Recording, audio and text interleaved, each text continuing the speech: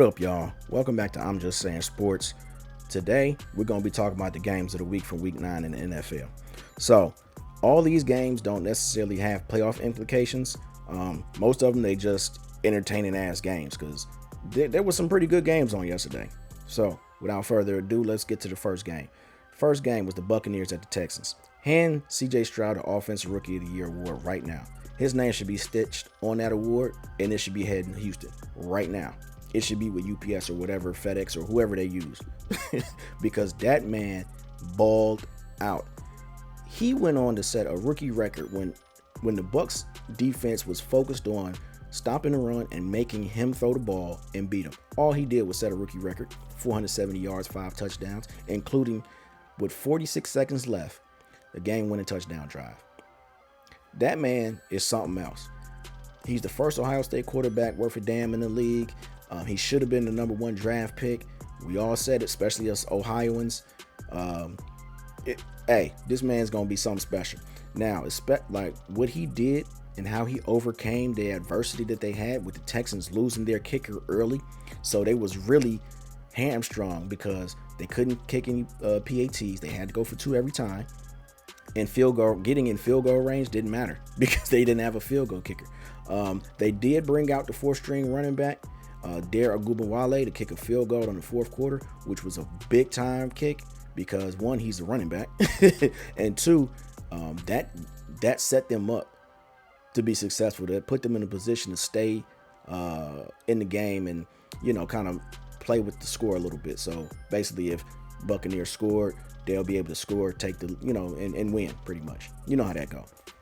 Baker Mayfield, I'll give him credit. He was slugging it out. But he just went up against a better quarterback. Baker Mayfield had a good game. I mean, 21 for 30, almost 300 yards, no interceptions. He had a good game. But Baker Mayfield he's just a good backup quarterback at this point. And it just is what it is. This was one of the most entertaining games of the day. Next game, Vikings at Falcons. This was a battle of some mid-pack ass quarterbacks, but it was fun to watch. Vikings quarterback Jaren Hall went down early with a concussion. Josh Dobbs, who they just traded for this week, or last week, and he came in not knowing the receivers' names, not taking any snaps from the center, not knowing the playbook. He came in and balled out. He had 2 throwing touchdowns and 1 rushing touchdown. And the fact that he was able to do this, and there was a report that the head coach said he couldn't even call the play for what it is. He was in the headset describing the plays and the routes to Josh Dobbs, and he was still able to execute. And the fact that he was able to do that was crazy. Heineke played a solid game as well. That Falcons run game just couldn't really get going. I don't know what's going on with Bijan Robinson and Arthur Smith, but it just doesn't really make sense. They gotta figure that run game out because the Falcons have talent. They have talent on that offense, but for some reason they just can't get over that hump. They gotta figure that out. The next game, now this was the hell no game of the week. Giants at the Raiders.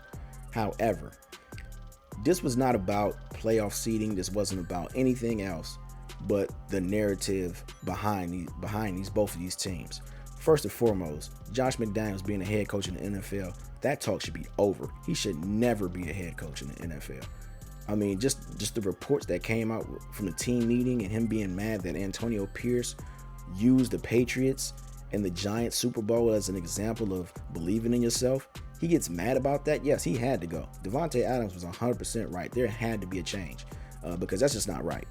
And it also put Antonio Pierce in the light of being a head coach. Now, it was reported that Mark Davis is not just an interim thing. He's actually evaluating Antonio Pierce to see if he can be a head coach for the Raiders, like full time. So that'll be interesting to see. And if he doesn't get the Raiders job, I'm sure there'll be some openings where, hey, teams might take a look at him. They may take a shot on him. And for the Giants, Danny Dimes, unfortunately, it looks like he tore his ACL, and he'll be out obviously for the rest of the year. and it might go into the next year because we're at week 9. You know, these injuries tend to take about a year to heal. So I'm expecting the Giants, honestly, to just try to get rid of his contract and just eat whatever they have to as far as money and dead cap, and use their projected top 3 pick to go get one of those great quarterbacks coming out of college this year. It sucks, but Danny Dimes, he was never it. He was overpaid, and this is just going to be an excuse for the Giants to get out of his contract and admit that they were wrong. Now, the last game I got on my slate is the Cowboys at the Eagles. Now, this game was a banger. And a lot of Cowboys fans going to say, hey, the refs cheated. They didn't make any calls. They missed calls. But guess what? Refs miss calls every single game. They blow calls every single game. You got to play above it, man. You have to. Dak, he played his ass off. He had a great game. He clearly outplayed Jalen Hurts. But Jalen Hurts, what he does, he makes the plays when they're necessary. Third down. The Cowboys were 40% on third down conversions yesterday.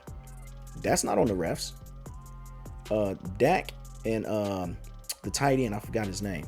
At the end of the third quarter, that touchdown that got called back and the play got reversed. He didn't run the route deep enough. That's not on the refs. You run that route in the end zone, not like you're already on the Philly 1. You're already on the 1 yard line. Don't run it to the 1 yard line. Get a yard or two deeper in that end zone, and then have Dak throw the ball to you. Period. That's what you have to do. He didn't run the route deep enough. That's not on the refs. So the Cowboys just left too many opportunities on the field. That in Philly, they did what they needed to do. Jalen Hurts didn't have an outstanding game. A.J. Brown didn't have 125 yards plus in this game again, but they did what they needed to do, and that was just a banger. That's probably gonna stamp the Eagles as the NFC champs. I mean, I know it's still early, it's still in a lot of time, but that's gonna probably stamp them, especially in the NFC East. It's probably gonna stamp their position there. They got a bye week coming up. They're gonna get healthy. They're gonna get right. And it's gonna be a good rest of the season, man. So let me know what you guys think. Was I tripping? Did I miss a game? Did I include a game that shouldn't have been on there? Let me know what you guys think. What was your favorite games of the week? Hit me up in the comments. Be sure to like, subscribe, and hit that notification bell. I'm back. Peace.